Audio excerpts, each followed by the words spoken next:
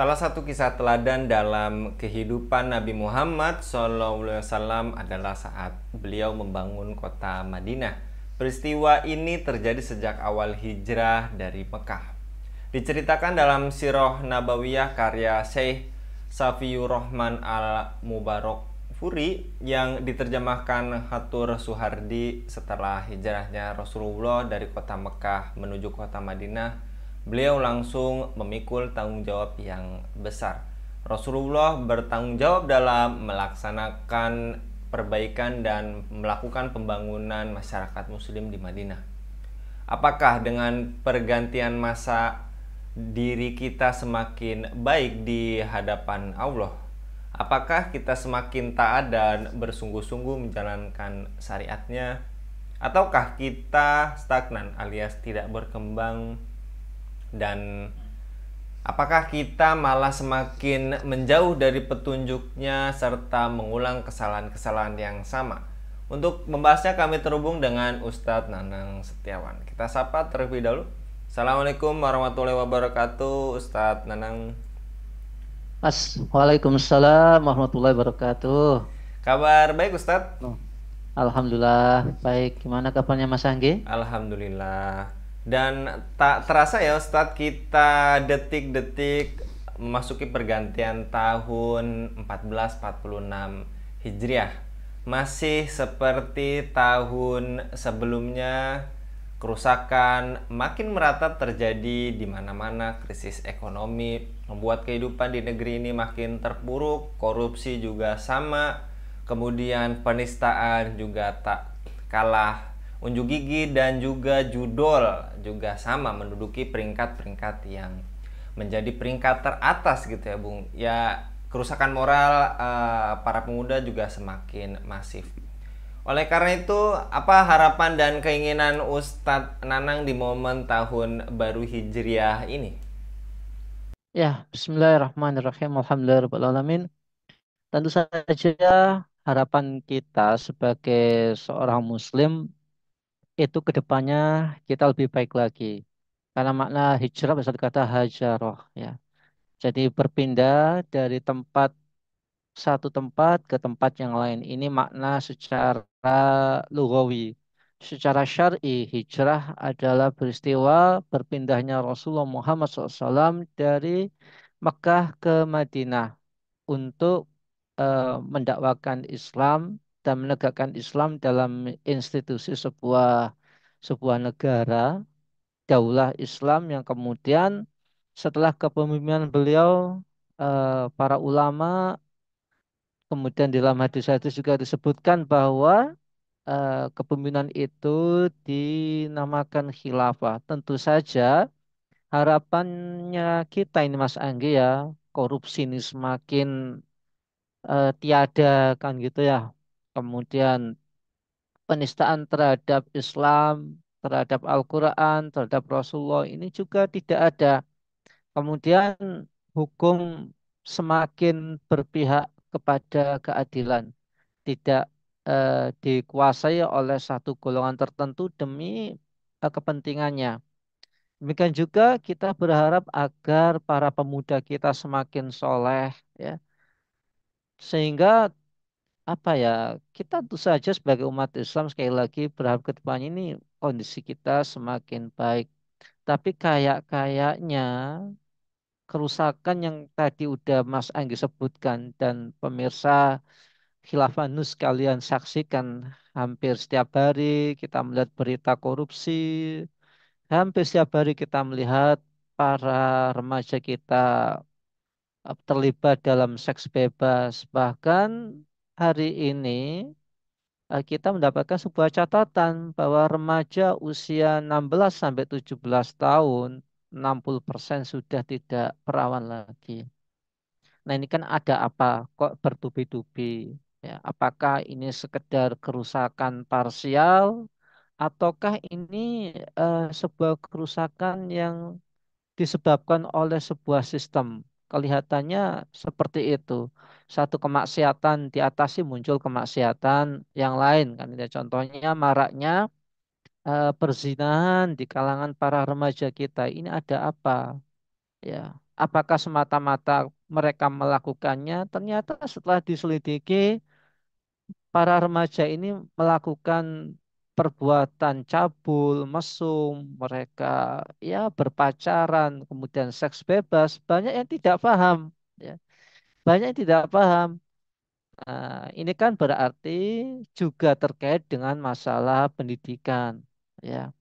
Tujuan utama dalam pendidikan Islam adalah membentuk kepribadian Islam. Nah, ini yang harus menjadi acuan kita. Jadi kemaksiatan yang terjadi, fasad yang terjadi itu bukan karena satu satu masalah ternyata, tapi merupakan rangkaian dari kefasatan atau kedoliman yang terjadi.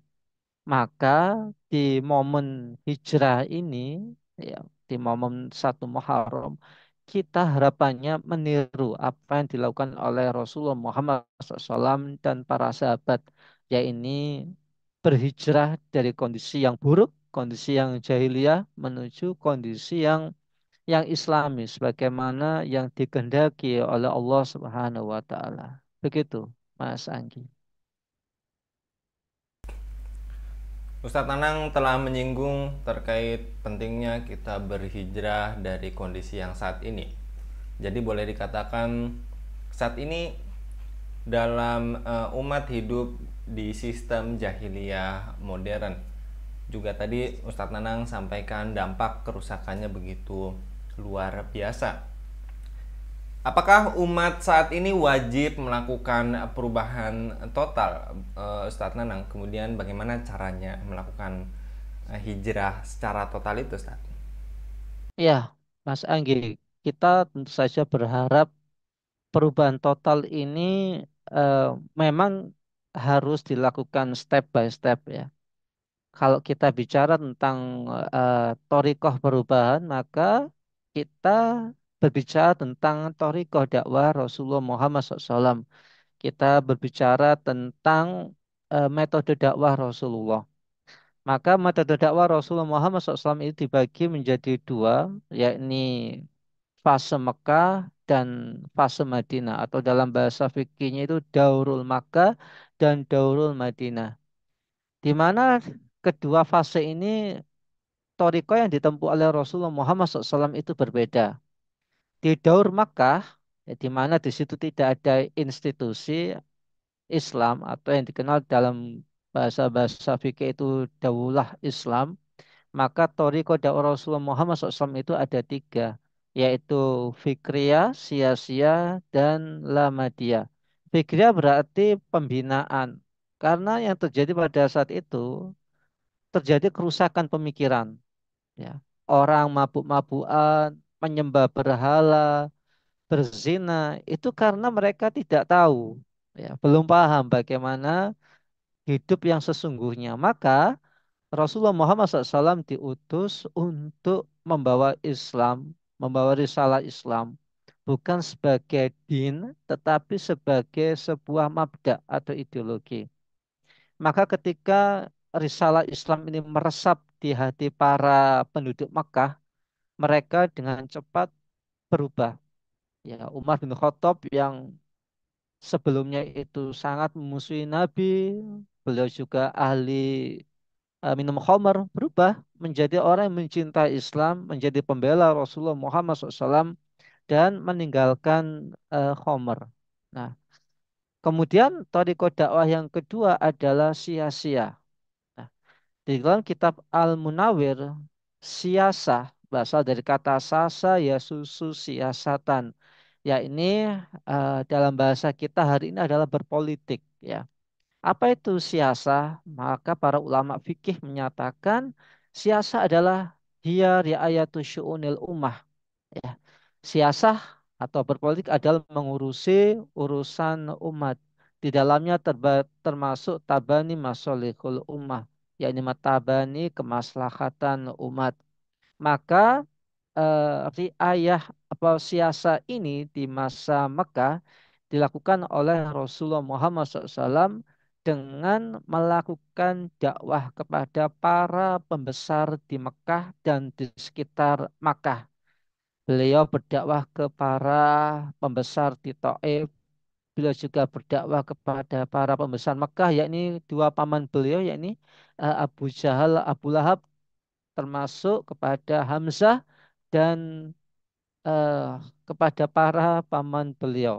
Ya, Eh, dan alhamdulillah dakwah beliau ini diterima oleh Sayyidina Hamzah dan paman yang lain.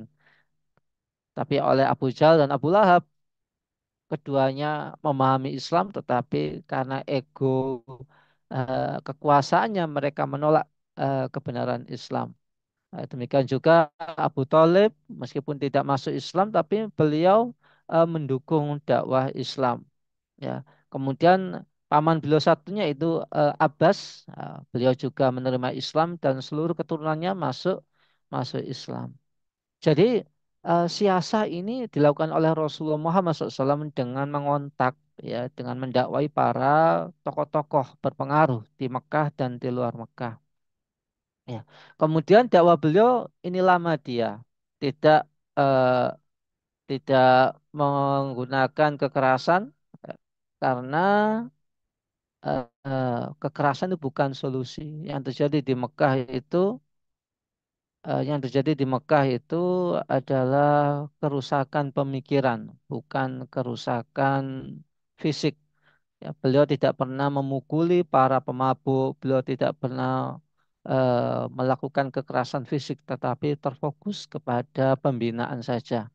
Ya, demikian juga eh, kepada para pemudanya, beliau memberikan sebuah forum yang itu diadakan di rumahnya Arkom bin Abi Arkom. Ya, jadi di situ dibinalah para pemuda termasuk Ali bin Abi Thalib, kemudian adiknya yakni Ja'far bin Abi Thalib. Seperti itu, Bung Anggi. Maaf, kalau di Madinah itu setelah hijrahnya Rasulullah Muhammad SAW dari Mekah ke Madinah, di situ beliau disambut, kemudian diangkat sebagai pemimpin sebuah entitas negara Islam pertama di dunia. Dan peristiwa hijrah ini sangat terkait erat dengan dakwah fikriyah dan siyasiah tadi, yaitu ketika beliau mendakwai para jamaah haji dari kota Yasrib, ya, dari Madinah, dan alhamdulillah diterima. Lalu terjadilah Baiat Aqabah pertama, kemudian disusul dengan Baiat Aqabah kedua. Di Baiat Aqabah inilah Rasulullah Muhammad SAW kemudian memfollow up-nya dengan melakukan hijrah. Nah, sebelum beliau hijrah, beliau memerintahkan para sahabat untuk hijrah dulu. Kemudian beliau hijrah ke sana dan disambut dengan qasidah Tola al-Badru alaina. Nah, ini menunjukkan penerimaan masyarakat Madinah dan beliau pun diangkat menjadi kepala negara Islam pertama di Madinah. Demikian, Bung Anggi. Baik, jazakallah Ustadz Nanang untuk pemaparannya pada kabar petang kali ini. Jadi tadi kisah Nabi Muhammad yang Ustadz Nanang ceritakan menjadi refleksi kita bersama gitu ya Ustadz. Karena tadi melakukan perubahan secara total itu harus menerapkan Islam dalam seluruh dimensi kehidupan kita. Jazakallah sekali lagi Ustadz Nanang, mudah-mudahan Ustadz Nanang senantiasa dilindungi oleh Allah Subhanahu wa taala dalam setiap aktivitasnya. Demikian pemirsa Elava News yang dirahmati Allah, jangan lupa untuk subscribe, like, dan share sebanyak-banyaknya. Semoga menjadi amal kebaikan bagi kita semua di dunia dan di akhirat nanti. Saya Anggi Suara diundur diri. Assalamualaikum warahmatullahi wabarakatuh.